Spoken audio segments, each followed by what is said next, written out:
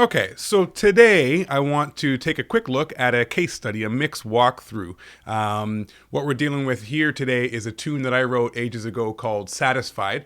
That was recorded for the most part in my living room of my previous apartment, and actually in this particular rendition, there's some guest performances by one of mixlessons.com member by the name of Dave Rose. He took the liberty of grabbing the tracks and adding his own 2 cents, which actually turned out wonderfully well. So when you hear the drum kit, the bass, any of the keys, there was a little bit of percussion as well.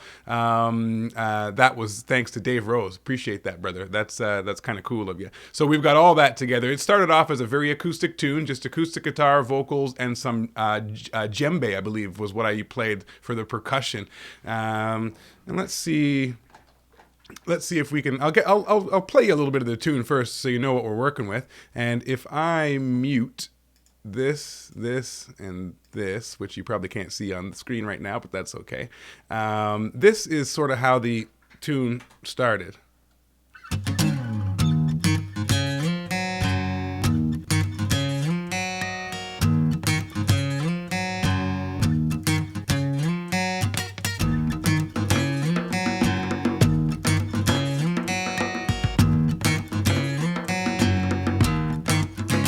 One time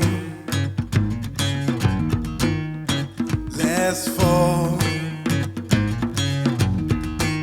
I looked into your eyes and I saw.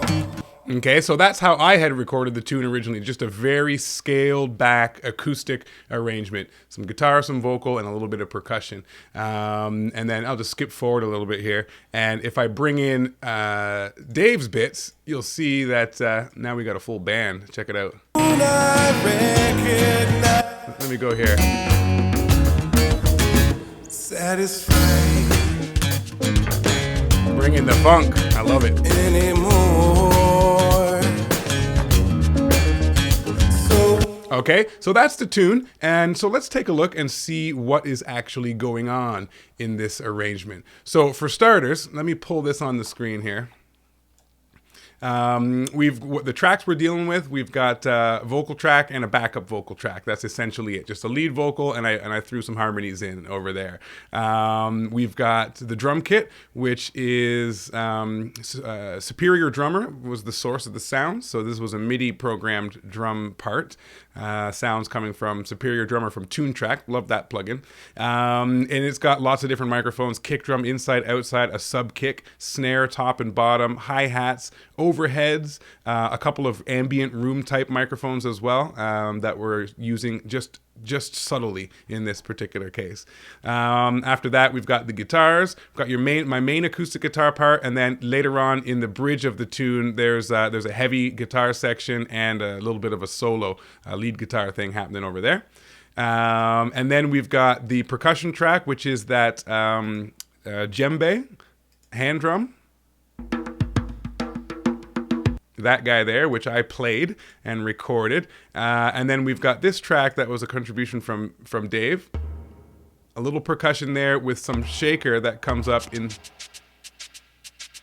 maybe that's not a shaker. Maybe it's like a... I don't even know what that is. One of those things. Someone graced me with the actual term for that. So that was a percussion part that Dave added. We've got the bass guitar. And then we've got the keys.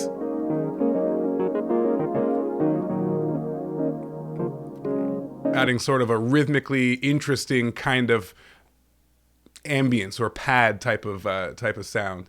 The drums, I'll just play those for you so you can hear them. Okay, and we got the guitars here. Then there's this bit. And this bit. And then, of course, we've got the vocals. And the vocals... Soon I recognize I wanted something more than you.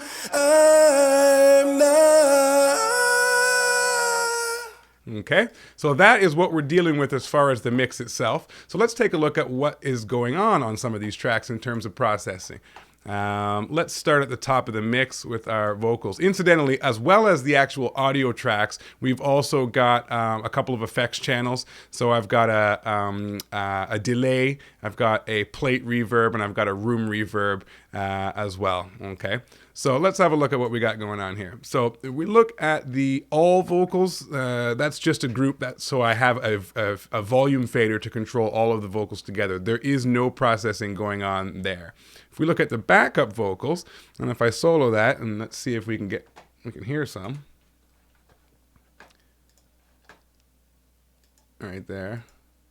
Soon I recognize Okay, you can hear I've got the EMT plate reverb being sent. Let me mute that so you can hear it without. You'll notice I also heavily tuned the backup vocal. It's kind of buried in the mix, so I wasn't too concerned about audio artifacts. I heavily tuned it just so that it provided the pitches I wanted and the color that I wanted. So that's dry, and then with the plate reverb. Okay. The other thing that's going on this track is a compressor. And so the compressor is giving us just a touch, a couple dB of gain reduction just to control the peaks, the dynamics of that, because it's the backup vocal and it is kind of in the background and I don't want it to jump forward too much in the mix. So we've got a little bit of compression going on, a couple of dB. And if I turn the compressor off, soon I recognize hear that once again. Soon I recognize and again with the compressor. Soon I recognize So it just keeps the balance a little nicer. And if I juxtapose that against the lead vocal, I recognize hear that once again. This is with the compressor active on the backup vocal. Soon I recognize And then if I disengage, soon I recognize I'll turn the compressor off. Soon I recognize Hear that one more time. Soon I recognize So it kind of starts to intermingle with the lead vocal a little more than I like, so I add a little compression to keep it a little under control, and you get this effect. Soon I recognize Okay, so just a little tame. And the other thing that I have going on here is a low cut filter or a high pass filter at 136 hertz to roll off some of the low end frequencies. You'll notice oftentimes I have some kind of high pass filter on most things in my mix. A lot of times I feel that there is low-end information present in tracks that sometimes is not even that audible depending on your listening environment, but can actually cause problems in the low end of the mix in general. And even if it is audible, it's oftentimes extremely non-musically useful, for lack of a better way of putting it. So I almost always roll a little something off, and my approach is I just take that high-pass filter and I slide it forward until I feel I'm cutting into the actual meat of that audio element. And then I've done a little bit on the opposite end as well. I've taken off some of the high end. So if I disengage the EQ here, and we'll hear that again by itself. Soon I recognize Soon I recognize And if I put that EQ back in,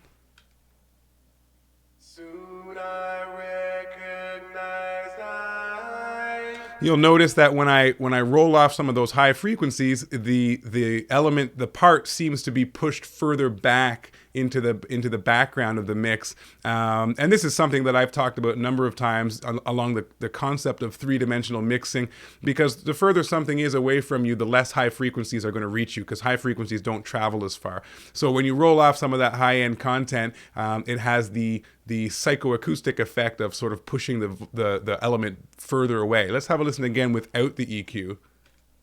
Soon I recognize And then with the EQ. Soon I recognize And let's bring the lead vocal back in and hear it against it. Let me do it without the EQ again. Soon I recognize And with the EQ. Soon I recognize You see, I want that backing vocal to support the lead vocal, not compete with it. And so that's where some of those decisions came from.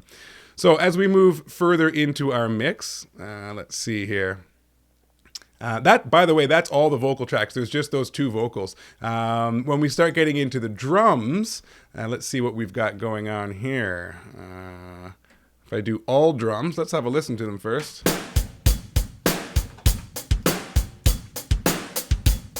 So on the all drums bus, which is where all of the individual kit pieces are being routed to, I've only got one plug-in there, and that is the little radiator from Sound Toys, and it's giving a little grit to the drum mix. Let me show you what I mean. If I bypass it, so that's without the plug-in. Bring it back in.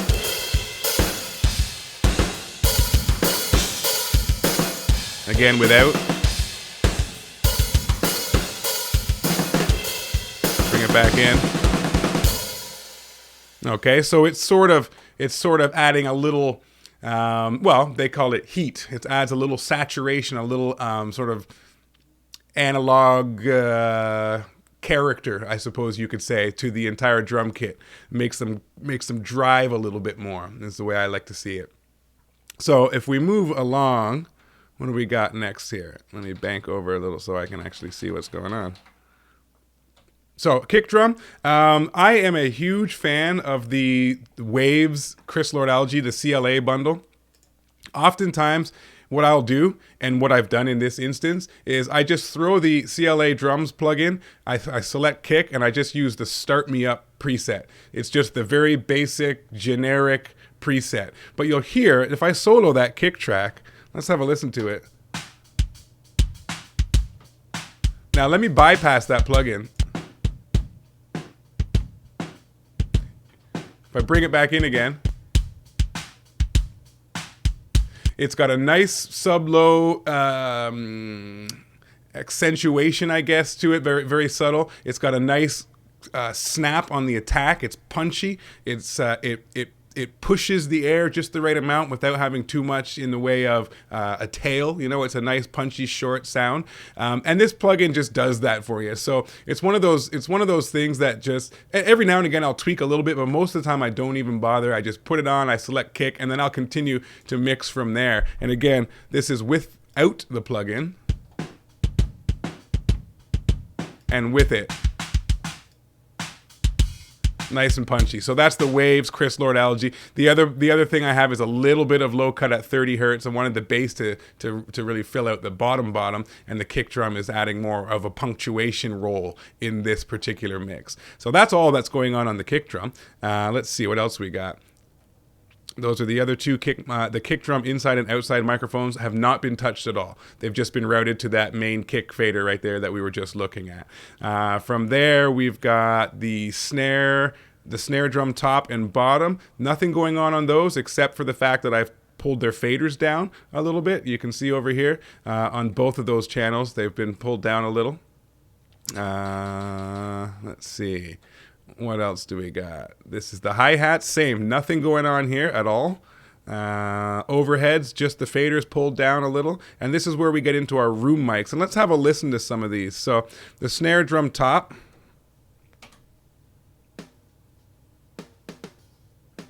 A lot of the snare sound came from the overhead, so I actually just used these to supplement a tiny bit. There's the snare drum bottom mic. Okay, and if I play this drum mix, and I'll mute the two snare mics.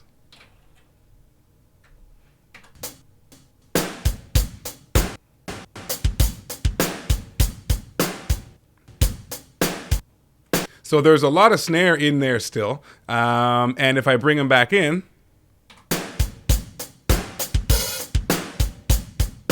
it just thickens them up, adds a little bit of presence. So I'm using those two microphones more as reinforcement than as my actual snare sound, okay? Now let's see what else we got here. If I move down to, oh, here's some of our ambient mics on the drum kit. So let me solo this one. That's a room mic there. If I move to the next guy here, what that is from what I've read from the TuneTrack website, because this was a Superior Drummer sample library, that's one of those bullet mics that harmonica players oftentimes use that was placed in front of the drum kit in a room mic type situation, and that output was routed into an isolation chamber into a guitar amp with a little bit of grit, a little bit of overdrive on it, and that was then recorded. So you're getting this neat sort of rough around the edges, lo-fi type sound that can be blended in. Let's hear that again. So that's kind of cool. If I move on to the next one, what do we got here? Oh, you know what? We're not even using that microphone. Let me fade it in so you can hear it, though. So that's another sort of further away room mic, and I've got that muted all the way out. And if I move further still through the drum kit, we've got this guy here. Again, I'm only using a tiny, tiny bit of that. If I bring that up, okay, that's what it sounds like. And I've got nothing on these tracks either. These are just, I've just faded the volume levels the way I like them and mixed them in. These Superior Drummer sample libraries are so well recorded. They sound fantastic. I just use what I want to the amount that I want, and for the most part, they don't take a great deal of manipulating. Next along the way, we've got this ambient near. So I'm using quite a bit of that one. And that is basically the entire drum kit. So not a lot of processing going on at all. If you hear the whole drum kit, we get this. Now let me take out those ambient mics.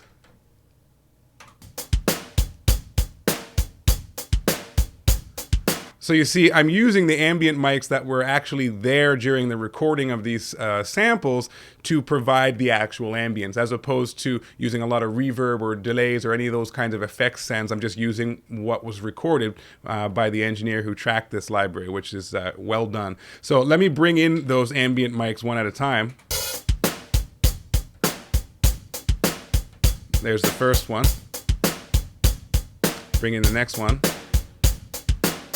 That's that bullet mic. Again, let me mute it. That's without it.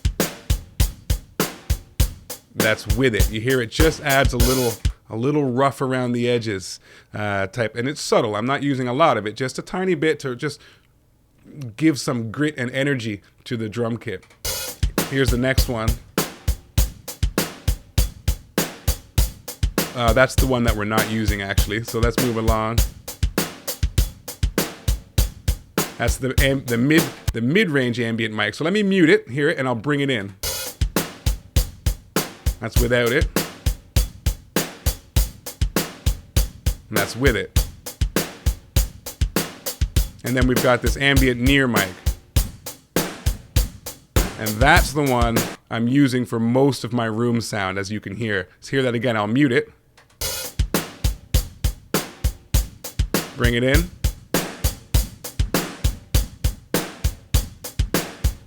I'm gonna pull it out just a tiny bit, actually.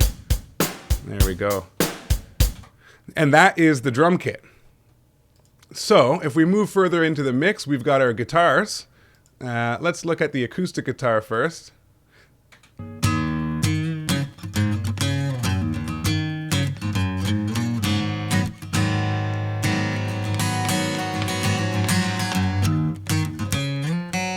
Okay, so there's a tiny bit of processing going on the acoustic guitar. First, I've got my compressor. The compressor is giving us a couple of dB of gain reduction, and I've got some delay and a bit of reverb, room reverb that this guitar is being sent to as well. So let's mute all of that stuff for the time being, and hear the guitar as it was recorded.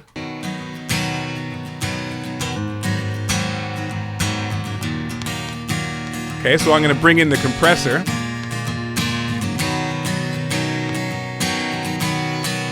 And you hear what the compressor's doing there. Not only is it taming the peaks of the sound to control the dynamics a little bit and make it a bit more even, as compressors do, but it's also bringing up some of the low mid-range part of the tonal spectrum of the guitar as well, and making the guitar sound a bit fuller. And that's just from the use of the compressor without applying EQ. Have a listen again. I'll mute it.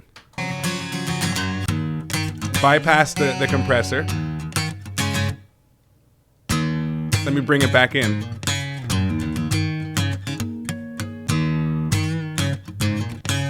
So you can hear the guitar got fuller, got a little thicker with that compression. And we're only getting about 1 to 2 dB of gain reduction there. So it's not heavy, but it's serving its purpose. So from there, I've sent it to some delay. So let me get that playing and I'll bring the delay in. That's with the delay. That's without the delay. Now you'll notice again, I'm not using the delay in a way that's obvious. You're not hearing a repetition of the sound per se, but I'm using it again to add presence and bigness to the sound of the guitar. Listen again, this is without the delay. This is with the delay sound bypassed. Let me bring it in.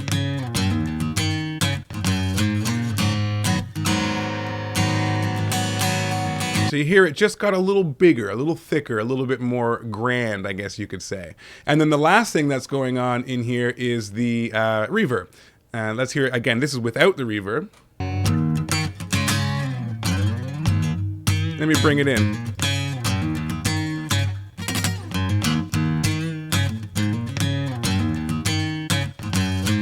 Without. With.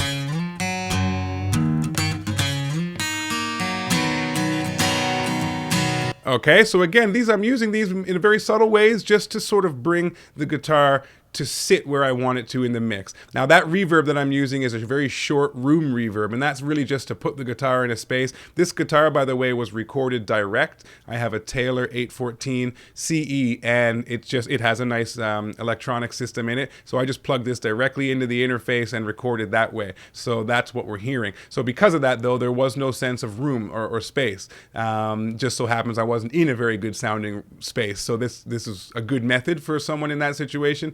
So I added this room reverb to put the guitar in a room so that it seems a bit more natural and has a little bit of a bigger sound to it as well. So once again, without any of the effects, this is the guitar naked.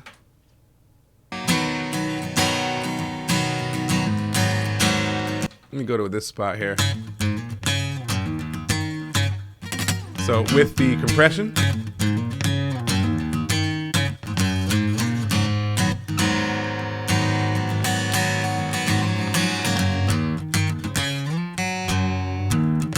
Delay and the reverb. Okay, and that is all that's going on the guitar. And if we go from there, what's next in our mix here? We've got the lead guitar, which is actually coming up in just a moment here. Let's have a listen to that.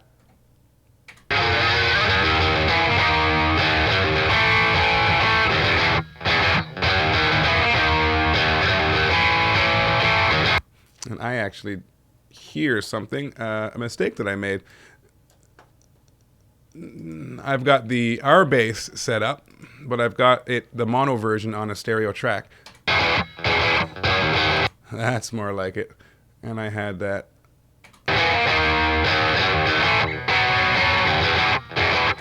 That is more like it. Okay, so all that's going on this track is that R bass. This is a Waves plugin that adds some low-end enhancement through the use of some interesting technology that has to do with subharmonics and maybe even some type of phase voodoo going on in there. But let's hear it without that plugin. It's bypass now.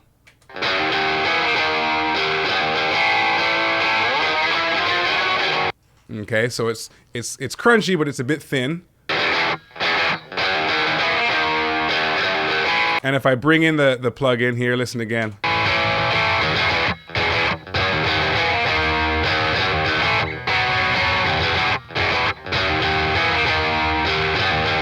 Okay, and that is all that's going on that track. It's just a little bit of low-end enhancement using the Waves R bass plugin.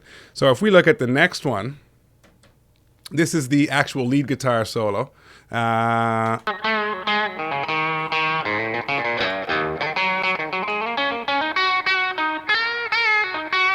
Not a lot going on this. Nothing as far as plugins on the inserts. I am sending it to that same delay and that and a plate reverb, the EMT 140 from Universal Audio, the UAD collection. So let's mute those for a second, bypass those, and hear the guitar dry.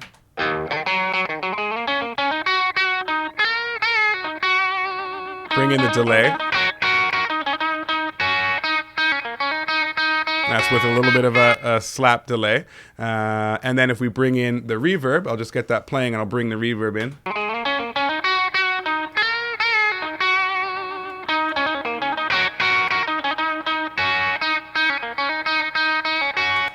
And that is how we arrived at the final lead guitar sound. And if we move a little further forward, we've got this percussion track. There is absolutely nothing going on this track except for some high-pass filtering. It's panned a little bit to the left, and I've got a low-cut or a high-pass filter. If I disengage that, it just gets a little too big for its britches, so to speak. Bring in the high-pass filter again, and it just reins in that bottom end so that it doesn't get in the way of the things that I actually want to live down there. But that's all I have going on that track, and that was just a djembe recorded with a Shure SM7B microphone in the old living room, as they say. So if we look at the next track, this was one of the tracks provided by Dave, Mr. Dave Rose, who contributed to this production. We've got, let's hear it first. Okay, so the only things I got going on here is, again, that high-pass filter. I've got a low, like a high cut or a low-pass filter on the top end as well. Again, the purpose of that was to push that shaker-type sound a little further back into the mix from the perspective of psychoacoustics. And then I've got some reverb, and I've got a 1176 compressor on that track as well. So let's bypass everything for starters and hear what we started with.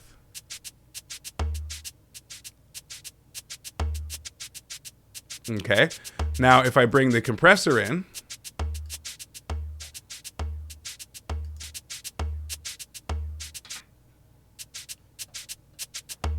okay, as you can see up here, we're getting 3, 4, 5 dB of gain reduction, so I'm squashing it fairly heavily. 4:1 ratio, mid attack, a little bit of a longer release. Okay, now let's bring in the EQ.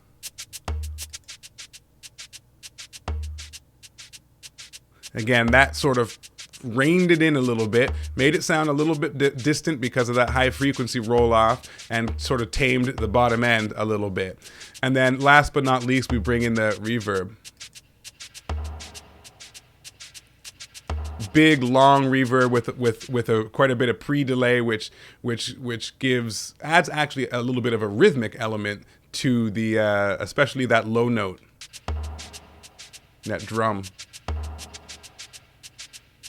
And that's what we have going on that percussion track. Next in line is the bass guitar. And again, this is intended to be just a quick walkthrough, and hopefully it's serving its purpose of giving you some insight into some of the decisions that were made on this mix. One of the things that you'll notice is that I'm not using a whole heck of a lot of plugins. This is something, when I was a younger engineer, you could say that was a problem. And I realized as time went on that largely that was due to the fact that I wasn't dealing with well-recorded tracks. So when you're dealing with stuff that sounds good already, there's a whole lot less fixing that has to be done, and you can proceed right to the mixing part. So let's have a listen to the bass.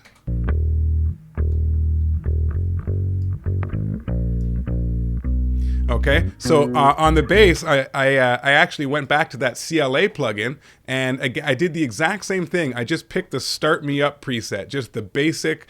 This is the basic Start Me Up generic preset. Didn't even tweak it because I just like what this plugin does. Let's have a listen. Well, let me mute all the inserts for the time being and hear the bass naked.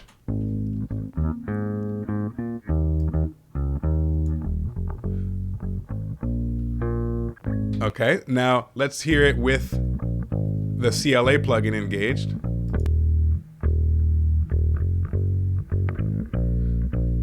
Just nice and full, nice and round, decent amount of controlled attack from the fingers, from the plucks, the strokes, and it just sounds good.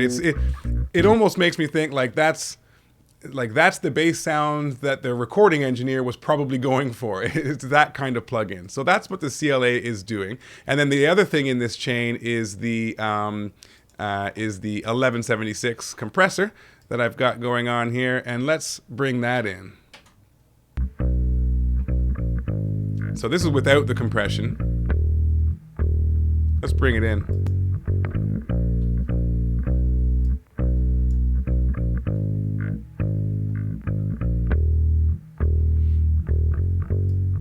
So it's only just grabbing the peaks right now. Let's push this compressor a bit and see what happens. Now I'm pushing the input. The way an 1176 works is you push the input to get more gain reduction, and you turn your output down to maintain your volume. So let's hear that. A/B it, make sure we're not getting too big a change in volume.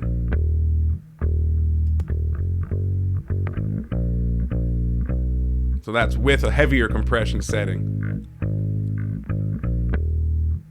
Let's dial it back a little bit.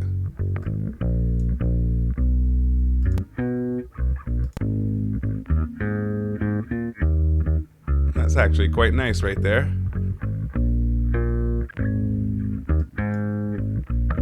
And I normally actually do compress the bass fairly heavily in most musical situations. A lot of times it really helps to add balance and smoothness to the bottom end, to the bass line. Because a lot of times with a bass guitar part or even a synth bass, there tends to be certain notes that sort of jump out or poke through the mix a bit more than others. And a lot of times that can benefit from some evening out, dynamically speaking, through the use of compression. Sometimes even I go as far as putting a limiter on it and really, really reining it in, dynamically speaking.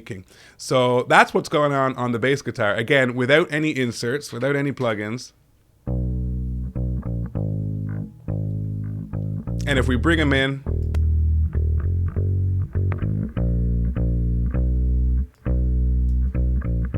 okay. And then last but not least, the last thing in this mix, or at least along the mixer here, what else do we got?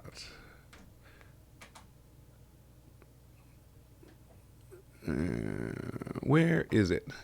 Oh yeah, the keys right here.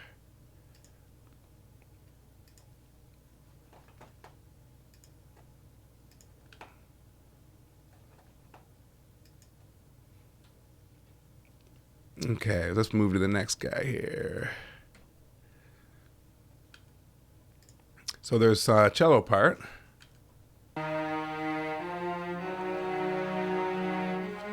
And I have nothing going on this track. It's just, I just adjusted the fader down a little bit. Oh, actually, sorry, I have a high pass filter as per usual. So let's hear it without the high pass filter.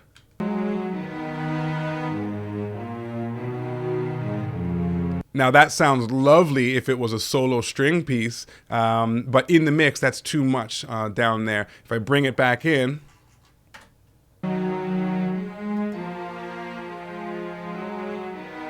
that's with the high pass filter. All right, so all the notes are there, all the color is still being added to the mix, but it's not getting in the way of the rest of the bottom end in the mix. And what do we got here? There's also this pad, and again, there's nothing going on this track. It's just playing back. And that gets a little down there too. And take a bit of the bottom out of that as well. I normally do those kinds of adjustments in context with the mix, but that's okay. We're live here. So we looked at the cellos, and last but not least is this funky electro piano. And the only thing going on this, again, is that high-pass filter, rolling off 88 hertz and below to clear a space for the bass and the kick drum. Okay, another thing to consider is my effects tracks themselves. I've got this H delay from Waves, which I like. It has a lot of nice character to it. Just doing a short 119 millisecond delay from the looks of it. So you can hear that when I hit stop on the vocal. It's a little bit of a slap delay there. Probably a touch too much feedback. Let's just dial that back a tiny bit. That's more like it. Okay, so that's what's going on there. And on the effects channel for that delay, again, I'm also rolling off some bottom end with a high pass filter. That's something I fairly commonly do. The other plugin I'm using is the EMT140 from Universal Audio, this plate reverb plugin. I'm using the second plate, and I'm also rolling off some bottom end and some top end on this to make the reverb a little bit more controlled and a little bit less competitive with the sibilance in the vocal, the parts of the vocal that make you understand the words, that type of thing, so that it doesn't get in the way of that too much. And then last but not least, I have the Reverence plugin from Steinberg, which is a convolution reverb, and I just picked a standard studio room for that. And again, I've got a little bit of high pass filtering or low cut on that aux as well, on that send. So that's to clean up the actual output of the effects, okay? Okay, one thing I missed is the lead vocal track, which probably has the most processing going on. Basically, what we've got going on here is some EQ. We're sending to our three effects, our delay, our plate reverb, and our room reverb. And I've got some dynamics control with a compressor and a little bit of de-essing. In fact, I'm using two de-essers in a row in this particular instance. The first one is actually doing more of a broadband controlling of a certain aspect of the tone in this mix. Let me bypass some of the stuff that's going on here, and we'll bring these in one at a time and hear what's going on. So this is, let me bring that de-esser up. This is the raw vocal. Soon I recognize So you hear there's like a there's a kind of sound. I don't know how best to describe it, but it's making the vocal sound harsh, especially at louder volumes. So that's what this first de-esser is designed to tackle. Let's have a listen to what it does. Soon I recognize I want it. Here, when I bring it in, it just doesn't sound so sizzly anymore.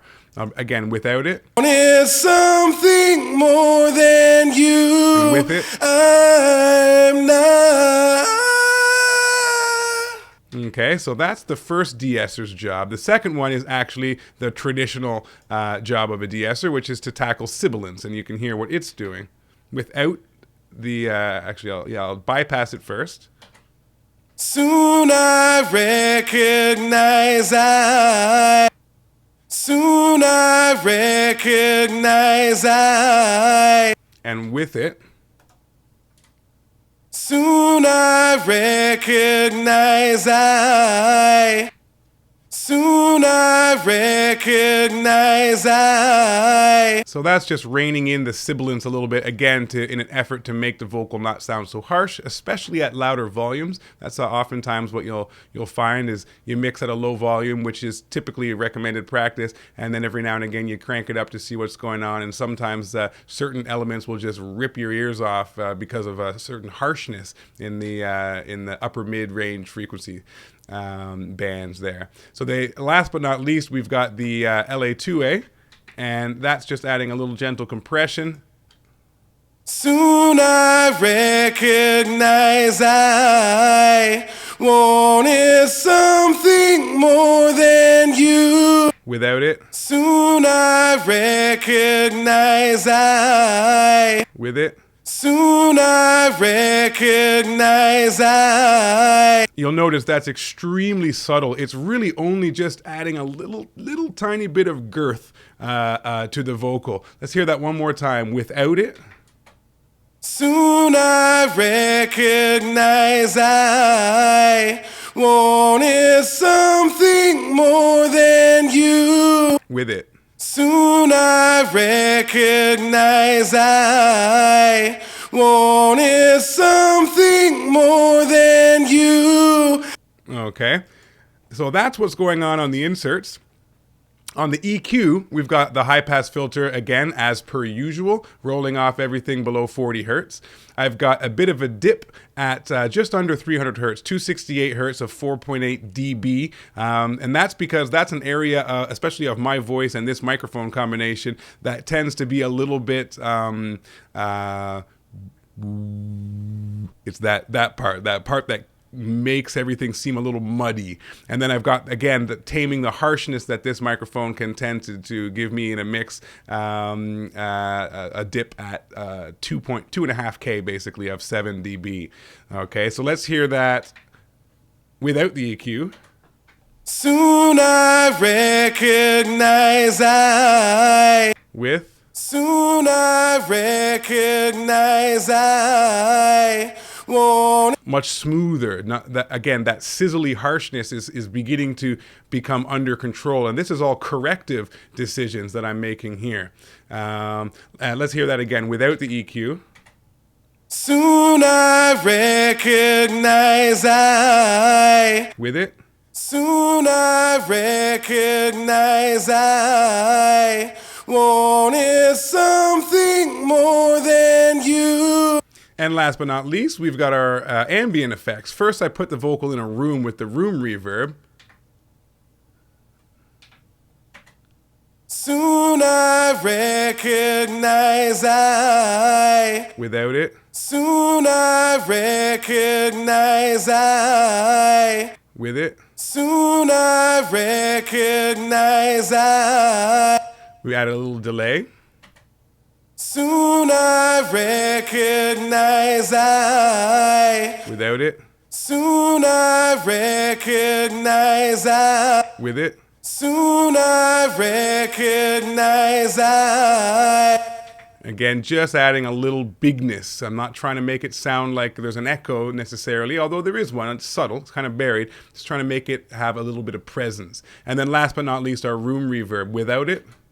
Soon I recognize I. With it. Soon I recognize I.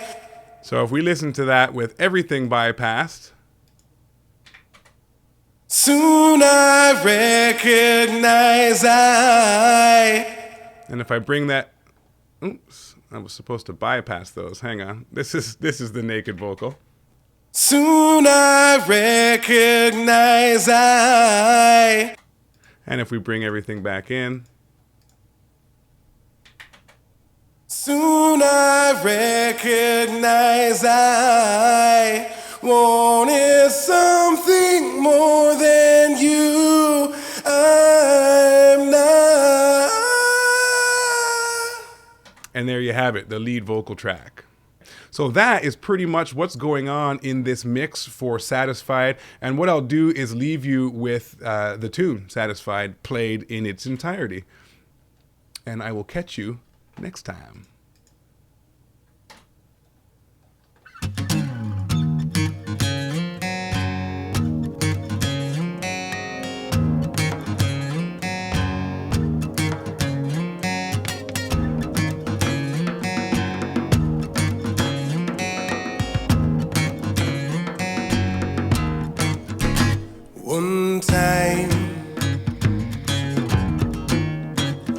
asked for. I looked into your eyes and I saw myself.